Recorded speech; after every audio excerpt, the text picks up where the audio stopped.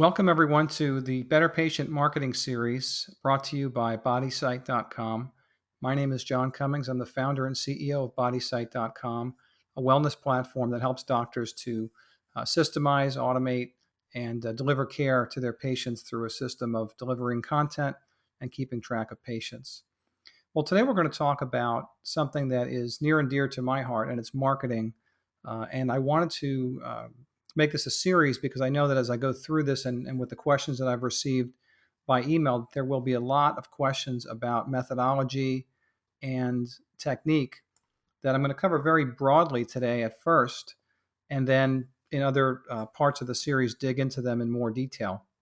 And I like to give an overview first because I think sometimes people get lost in the details, especially when they're busy practitioners and professionals like many of you are.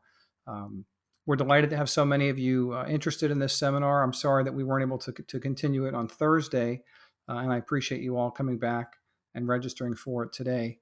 The subheading or the tagline for this is simple ways to improve practice marketing. And the reason that we called it that is that we really have seen a trend towards big advertising spending, the retention of all sorts of social media experts, and doing all types of things that are potentially effective but cost a lot of time and resources that might not be necessary if you looked at some simple tools that you can use that will take you less time than you think and save you a lot of money and still get you great results. So with that introduction, the first concept I want to unwrap is just the fact that professionals, people that have an expertise in something, are typically very bad at marketing. And I can say that with love and compassion because I'm a lawyer by trade, and I'm speaking to doctors and accountants very often about the same problems that I had as a lawyer, and that's that we're just really not good at marketing. We're not trained to be expert at marketing. We're trained to be focused on what our skills and expertise are. After all, we've spent 6, 7, 8, 9 years of schooling learning something that's very deep and very detailed and very focused. And then we come out of school and start practice and learn that we've been taught very little marketing, very little management and process and best practices. And then once we're deep in the middle of our busy practice, we don't have time to learn all of that. So we do some continuing education classes, but more likely we make a lot of very common mistakes, and that is that we, in a panic and in our busyness, we delegate all of our marketing tasks to somebody who claims to be an expert or who is hired to wear that hat as our marketing expert, and usually results in a lot of ad spending that is not necessary, a lot of practices, and I've done this in the past before I was a skilled marketer myself, wasting tons of time and bodies and money on social media that a lot of people do without really knowing why they're doing it. They don't really have a plan for what will happen if they do get 3,000 people to like them on Facebook or look at pictures on Instagram or whatever the case may be, depending on your practice type. And what's really missing in all of that missed focus is a failure to pay attention to simple search engine optimization best practices that can make your website be the source of an inbound funnel of marketing, of an inbound funnel of patients.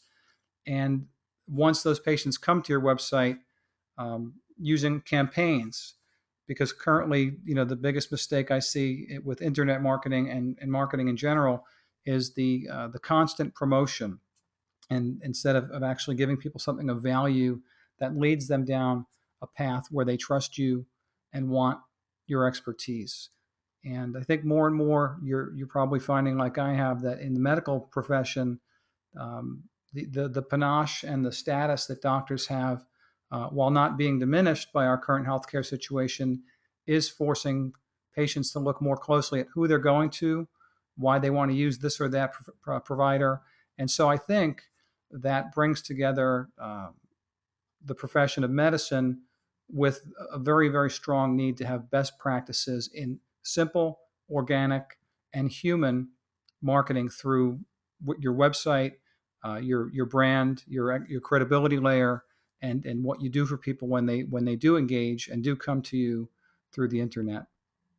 So the first one, and I'm going to just make this one really quick, is to prematurely delegate tasks to people on your staff or third parties without really knowing why and not really knowing what they're going to do for you. And this is a basic business concept I think most of us miss until it's already too late and we've already wasted too much energy. Um, we add bodies. I'm too busy to figure that out, so let me hire somebody to figure it out. And then that person often requires a lot of our attention anyway, so we hire somebody else to help them to figure it out, and it expands in concentric circles. Really bad practice. I've done it in the past and learned from it. Really, you shouldn't delegate anything until you know exactly why the task needs to be done, and you know exactly what the result will be if the task is done properly, and more importantly, that you're able to actually, if you were pressed to do it, write out instructions for how that task is carried out from step one to step 101. And that sounds like it might be time consuming, but trust me, that the amount of time that people spend in busy law practices and medical practices avoiding that extra hour of just putting something down on paper and then delegating it properly typically wastes over the span of a year 50 or 100 hours. And so I recommend that you consider that. And I have a deep level of expertise in delegation. So at the end of this webinar, if you have questions about that I can help you with, I'm available to talk about it, and would love to discuss that with you. The other topic of this sort of don't overspend on ads. Now, I think that there's a big place for advertising, especially in higher markets, and if you have the ability to afford a good ad budget, that's a great place to put some of your money. But what I hope people will avoid when they go through the rest of this marketing series is overspending on ads without really knowing the reason for targeting who you're targeting, the reason for the topic of your ads, and then scaling them, which is the worst part, before you know the return on investment. And I speak to you from experience on a lot of these things. Sometimes it's necessary to just get 2 or 3 people to engage in response to an internet ad and look at the cost per eyeball and what that translates to in terms of your business, and realize that maybe the ad was ineffective or could be more effective before you spend $1,000 instead of 100 or 10,000 instead of 1,000. So if you're working with an advertising agency or a marketing person and there's an ad campaign, start very small, figure out what works first, and then scale it. The social media hole in the ground that has arisen in business over the past 10 years is kind of staggering, and you can read tons of articles on the internet about this. You probably should have a Facebook page for your business and a LinkedIn page for yourself as a professional. And if you want to be creative and have the time, you can learn how to use Twitter and Instagram to do some really cool things that bring people to your practice and think that you're current and somebody that knows what's going on these days. But I see too many people actually just creating a Facebook presence or a LinkedIn presence and then not really leveraging it with any plan of what to do if people do come and check out what's going on. And there's really no reason for it. You have enough to do. It's not generating any additional money for you, and it probably has cost you money in hiring people to sit and be social media experts for you without being able to prove to you what the result is. Instead, I think one of the biggest focuses of today's talk is really focusing on simple search engine optimization and things that cause your website to be a hub of information that serves your patients and potential patients, brings them closer to you because of your ability to express your expertise in the topics that you're well versed in. And those topics, of course, should be topics that you're also going to offer them services such as hormone replacement, weight loss, preventive medical care, and we're going to talk about how you put that all together if you're not already doing this. But you can pay experts to do all sorts of tricky things and create all sorts of fancy landing pages and things on your website. The most effective search engine optimization happens organically through the creation of simple but effective content, and then some best practices that are so easy that everybody should be doing it, but I don't see it done often enough, which is always unusual to me. And what that results in is a lack of inbound marketing. You have people, your ads are just promoting what you sell. Buy this now, get this now. Your email blasts that go out to your mailing list are just telling patients about your latest price on Botox, or your latest special on weight loss, or that you now have a new line of vitamin and supplements in your office. And those are good to let people know about. But if you're constantly promoting, and even if you change the price every week or do something different every week, each one of those blasts or messages or ads is really just a single promotion. And people put walls up to block promotions just like they do with junk email.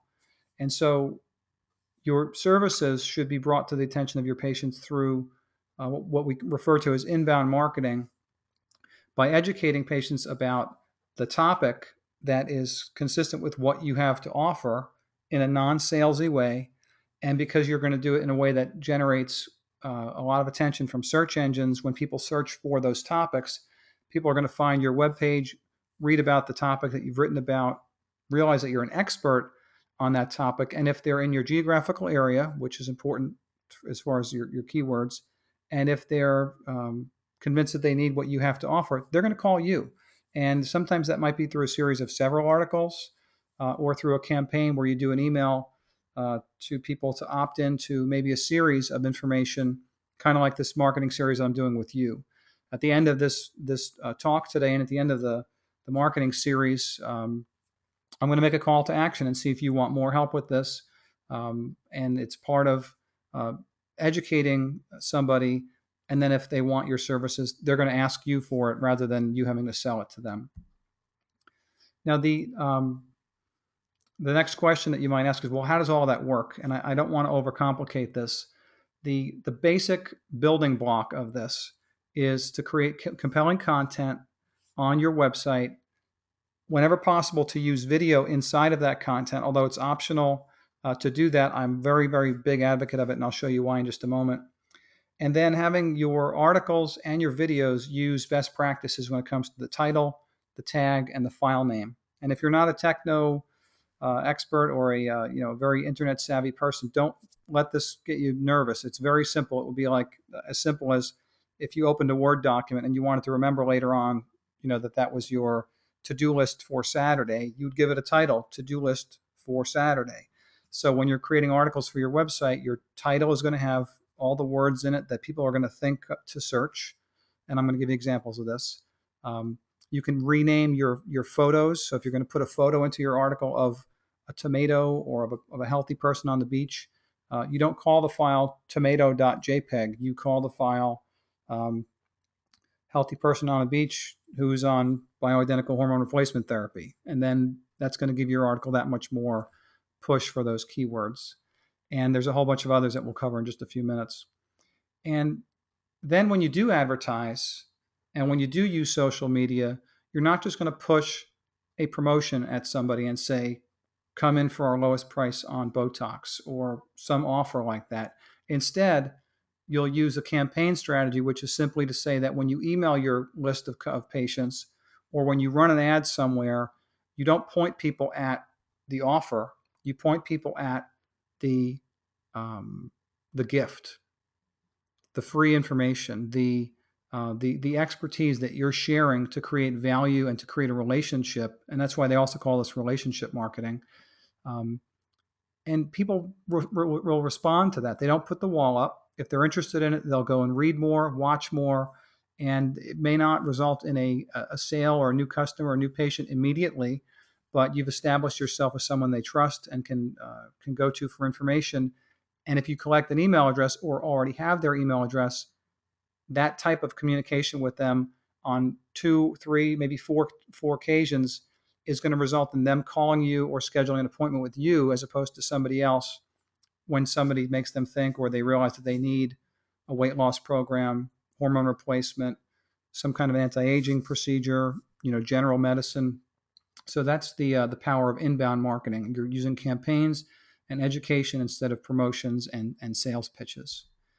And I know that in the medical profession as well as the legal profession, we don't think that we need to sell sometimes. Traditionally we think that patients and customers and clients just come to us because we're so good at what we do and we're so smart and we have such a great reputation. And I hope that's true of your practice, but it probably doesn't fill your appointment your appointment calendar every single day.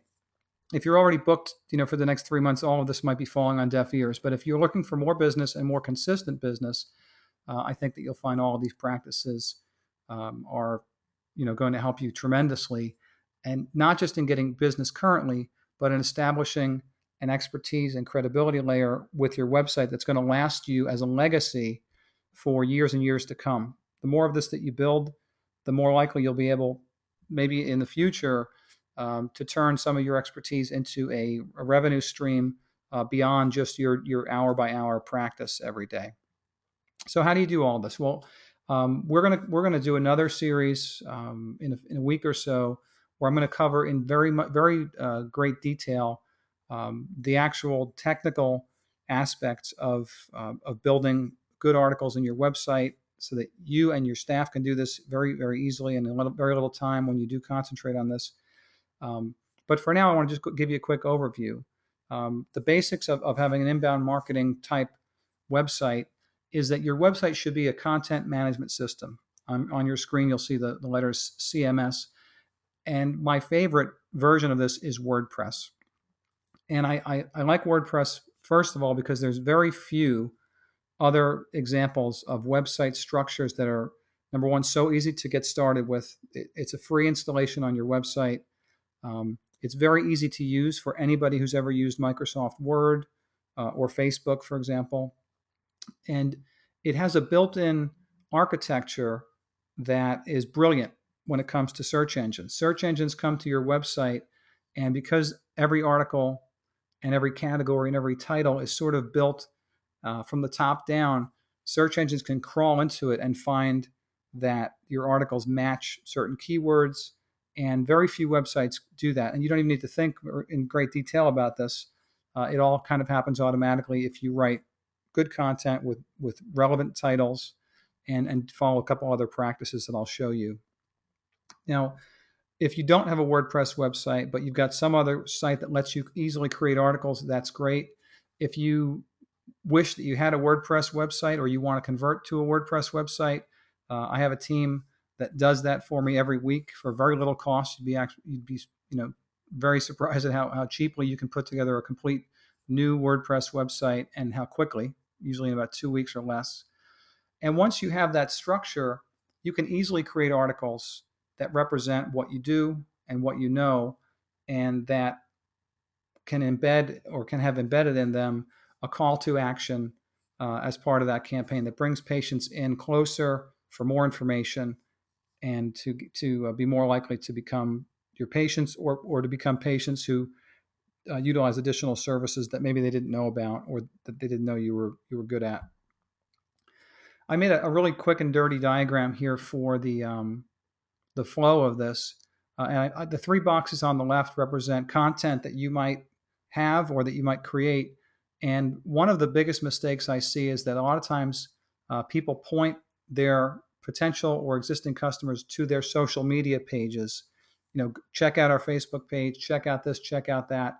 And really, another common thing is that people will be directed to your main website page. The main site, the main page of your site, where you're talking about, the big shiny, flashy pictures of what you do and how much it costs and what you offer. And while there's a good place for having that great front page, when you're directing people through email campaigns, from your social media, because they're coming in from your great organic inbound traffic that we're going to create with you, they should land on an article. They should land on an article on your blog that is the source of trust, education, and relationship. It's not salesy. It's not asking anything from them. It's giving and giving and giving. And patients are either going to respond to that, or they're not. But if they do, it'll be because they've gotten closer to you, and then they'll engage in a call to action that's appropriate for that stage of the relationship with you. You can have an embedded YouTube video in that article, and that's going to get that article to come up higher in the search engine rankings. A secondary way to do that would be to drive people to your YouTube video, but people tend to get lost on YouTube, and I prefer that you would create an article on your website with engaging text, and if it's possible, with a video on the same topic, and I'll show you how you match those up for the best search engine optimization. Now, one example that I'm going to use is a doctor who's actually a provider that uses the BodySite platform for managing her patients' content once they are her customers and following her programs. And the search terms are bioidentical hormone balancing in San Francisco. And this might sound like a long search. It's possible that people are not going to search in that great of detail. But I want to go to the live internet and type that search in. Let me grab this with my mouse and show you what happens when you've got a well-constructed article in your blog. So this Dr. Marcia Nunley in San Francisco has a great number of articles on her website about progesterone, estrogen, pregnenolone, melatonin, all of the hormones that are relevant to her practice. And she's written articles about all of them that are excellent. But I'm sure that weren't extremely difficult for her to write because she knows this topic and she practices it every day. So if I search bioidentical hormone balancing, which is one of the things that she does, and I add San Francisco to make it a contextually or geographically relevant search, you'll notice that when I search that, I have a couple of paid ads at the top, and then in the results that follow, her article on hormone balancing comes up as the second result, and her website comes up as the third result. And you'll see that the fourth result is also Dr. Nunley. Now, why is that happening? Well, it's actually very simple. If you click through to the website, and you'll notice I didn't even put her name in my search. It just I used San Francisco. There's a couple of reasons, and I love this article as an example of this. Number one, the title of the article is bioidentical hormone balancing. Now, I'm sure that there are people on the call that might think that that's a phrase that might be more specific than people are likely to use. But the truth is that if you're trying to maximize your search engine results for things like hormones or weight loss, you're going to have a very hard time overcoming the results, which in some cases can be, not just tens of thousands, but if you search for just hormones. As soon as I learn to type, I'll get that in there. Hormones, okay. 21 million results for hormones. So there's a huge spectrum between a very individual search and a search that is going to yield something that's relevant to your practice. So let's go back to that article, and let's just quickly unpack what's effective about this article. Again, the title is bioidentical hormone balancing. And what you'll notice is that the title, when it was created in WordPress, automatically generates what's called a permalink, or a pretty permalink, that has the words in it that the search engines really thrive on. And it's also the title of the page, bioidentical hormone balancing. So you've got three things happening: your page title, the URL of the article, which is generated by WordPress, and then the same thing that displays in the page is the bioidentical hormone balancing title. So you've got three places that are already talking about that.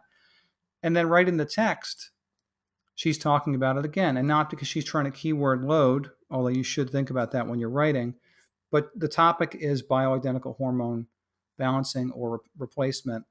And because the text of the entire article talks about hormones and aging and all of these topics that relate to hormones, it's very, very well stacked for the search engines. Now, what's really cool about this article too, and this is near and dear to my heart when it comes to content creation, is that she also included a video where she speaks for about 11 minutes about bioidentical hormones. And I'm not going to play it while we're on the webinar, but you might want to check it out. I'm sure that she basically had somebody with a good camera set up and maybe a couple of lights and just sat down and talked about hormones. Something you can do in under an hour, and this content will now serve you for months and years to come.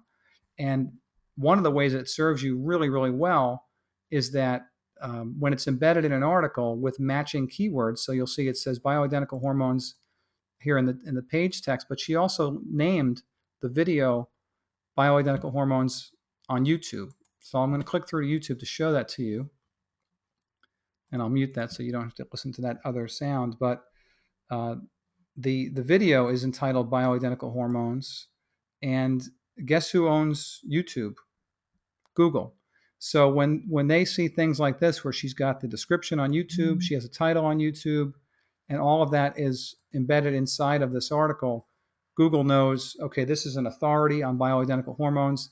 And since every one of her web pages lists her as being from San Francisco, that makes the search for bioidentical hormones in San Francisco relevant and gives her, the top 4 out of 5 rankings on Google for that search out of about 48,000.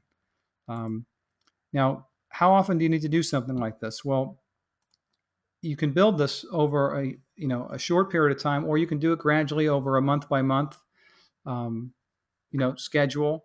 And you just need to have a WordPress or similar type of website, create great articles with great keywords, the video that matches, and if you're going to add any pictures, also just name the files with the same keywords, preferably with dashes in between the words, and the search engines will just eat that up.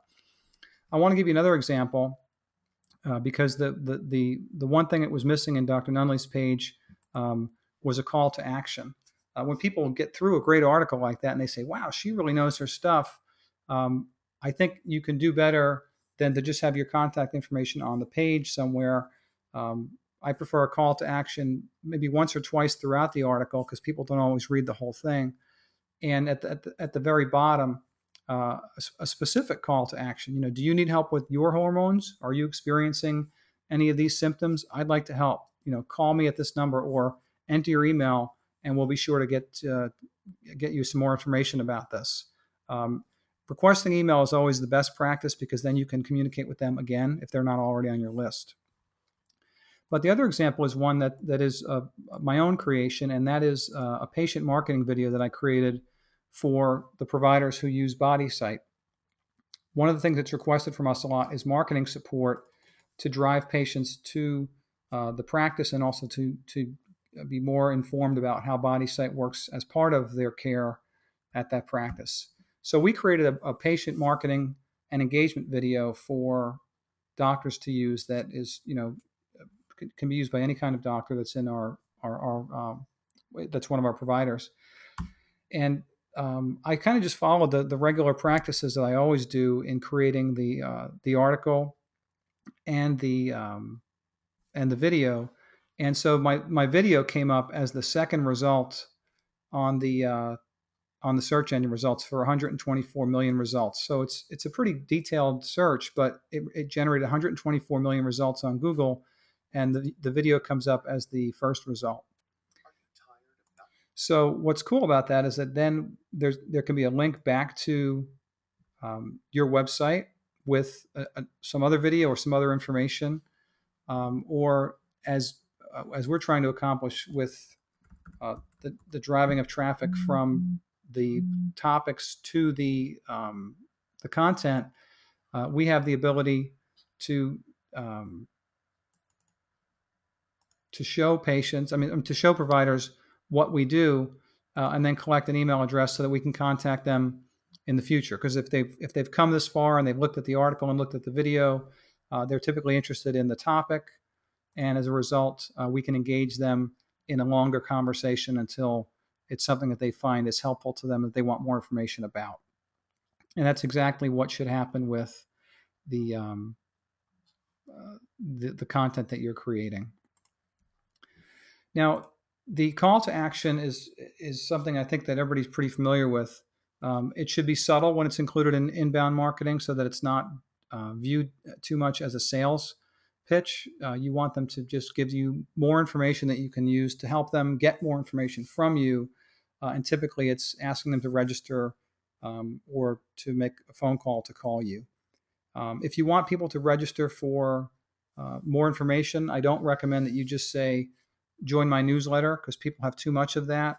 Um, you're better off offering something in exchange for their email, such as, a free packet of information on hormone replacement or something that's relevant to the topic, and have them enter their email to get that. And now you've got a way to communicate with them about the rest of the things that you do.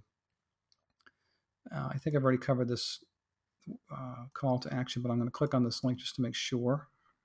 I'll go back to screens. Okay. So this is an example of that page where I have the keywords are all loaded here into my title, Better Patient and Practice Marketing. I'll have that in the title of my page, and it's also throughout this article. The video is embedded with the same title from YouTube, and then you'll notice that I've got a call to action at the bottom of the article that says, if you need help using BodySite's unique patient education and marketing solution, click here for more information and a free demo. And it brings you to the page where an email is collected, and then we can communicate with you in more detail. So that's an example of a good call to action. So the process of pulling all of this off is actually quite simple. When you have a few minutes of downtime, the very easy first step is to make a list of topics that would serve your patients and represent what you can do for them once they've read that topic and thought, I can use some help with that.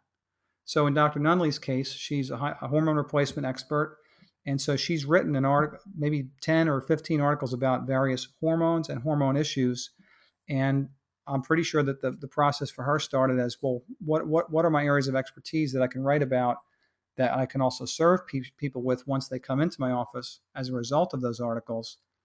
And by making the list, you can then also prioritize which ones you want to do first, and then begin the process of writing those.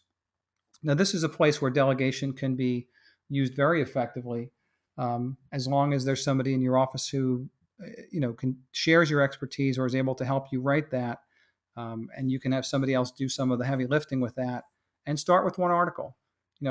Create an article about something that you do in your office that's a service you offer, but that you're also very well versed in, and add that first article to your site, to the blog section or wherever that is in your WordPress site if you have a WordPress already, and use the best practices that we talked about. The title of the article should have all the keywords that somebody would be searching if it's the patient that should be looking for you. The text of the first paragraph should be loaded with all those words. Any pictures that are embedded should include in their file names the same words, and if it's possible for you to shoot a short video about it and then upload that to a YouTube channel, again with the matching keywords. Embed that video in your article, which is very simple to do, and you've got search engine gold that will serve you over and over again going into the future. And then, if you're pressed for time, I would say repeat monthly. If you can do it more frequently than that, that's great. The faster you begin to come, the faster you start, or the sooner you start, the sooner you'll have a whole library of great articles. But if it's overwhelming to you in terms of your busy practice, then just focus on getting one of them done monthly. And then once you have the process down, you maybe can accelerate until your site is filled with all the content that will draw patients and customers to you in this inbound marketing technique that we've talked about. All of your articles should have a call to action for patients to register for more information or to call you. And once you have all of that, now you've got the making of a funnel that justifies sending people from social media and your email list. And to recap that issue, you'll see, and you'll notice this more now that I've talked about it, that all day long people bring things up on their social media websites and basically just tell you to go to their website to check it out. But they're not directing you to a specific article or a topic about something that's of use. It's a promotion. And instead of promoting it as a sales thing, promote an article or through email or social media by putting the link to the article, and that's where they're going to land when they come to your website, is on that specific topic, because they're going to follow that link wanting that specific information. And the cool thing about Facebook, LinkedIn, most sites that you can aggregate content like that, when you put a link to your article, it will parse the address of the article and bring into the post that you're making a representative picture or video, and then patients or customers will engage from that link on Facebook or LinkedIn and go right to the matching article that's actually relevant to why they're following the link. Um, Hopefully, following practices like this will eventually generate more and more patients for you in great numbers. And even if you don't need all of this help to get more patients, when you have a good flow of patients coming in, one of the other limitations I see in a lot of practices that I work with is the inability to have a systematic way of treating and handling those patients that allows you to help all of them or scale how many you can help. And with the sort of healthcare dollar being crunched, I think it's important that you help as many people as you can um, to keep a revenue stream going. And one of the easiest ways to do that is to not offer, a million different things to your patient base. You're good at a number of things, and although you need to diversify in this sort of anti-aging culture that we have, pick a set of methodologies that work for most of your patient base and then offer the best of that, and limit what you do, just like a good business would, to the things that you're effective at and that you can do consistently and, if possible, systematically. Through having a protocol for the administration of that care, through having a plan that embodies all of the care that patients can receive, and whether it's a booklet or a DVD or something like that, have a system rather than having to reinvent the wheel every time a patient with the same problem or with the same interest comes in. You'll give them something you've already curated and have ready for them. And then once you are able to do that, then you can delegate, as we talked earlier, because you already know what you're delegating. And once you're at that stage, you can also automate what can be automated. And that automation process um, is something that we do at BodySite for practices that have kind of cracked the code on their weight loss program, their hormone replacement therapy program. They know what the care is, and they could sit down and write a handbook about it if they were forced to do that. A lot of these practices don't actually have a way of automating the parts of that care information that can be automated. And so when patients do come through the door because of your very effective inbound marketing, um, you really should have a process in place that systematizes or systemizes the ability to get that patient on a directed care path.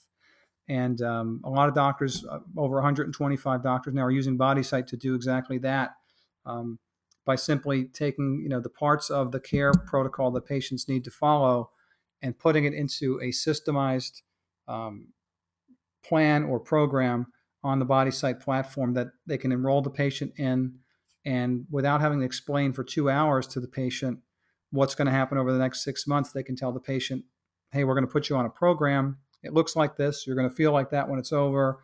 And during the entire program, we're going to actually just deliver to you information that supports you every day, every week, et cetera. And the systematic nature or the automatic nature of BodySite is such that you don't need to spend as much time explaining it up front, because BodySite is going to carry information from your library to them um, as sort of a digital layer of that protocol that you would otherwise just do verbally and in paper. So if you're interested in more help about that whole process of, number one, just the marketing aspect of your website content, or if you want to check out bodysite.com and have the opportunity to have a lot of this marketing help included with your account, since it's a logical end game of the marketing funnel, we'd love to help you. You can email me anytime at info@bodysite.com or call us at 561-247-3839. And if you are interested in the free trial, go to bodysite.com. You can see a demo there of the services we include in the platform, and also have a free trial for 30 days with no obligation. So it's been my pleasure to bring you this first installment of the Better Patient Marketing series. I'll be announcing shortly the launch of the more detailed help for the actual website pieces that we talked about. And then we'll be talking about campaigning and some other things that make up the funnel that we discussed. So thanks again for your time. This is John Cummings from bodysite.com, and I'll be putting a recording this up on the website for you to access in the future. Have a great day, and we'll talk to you soon.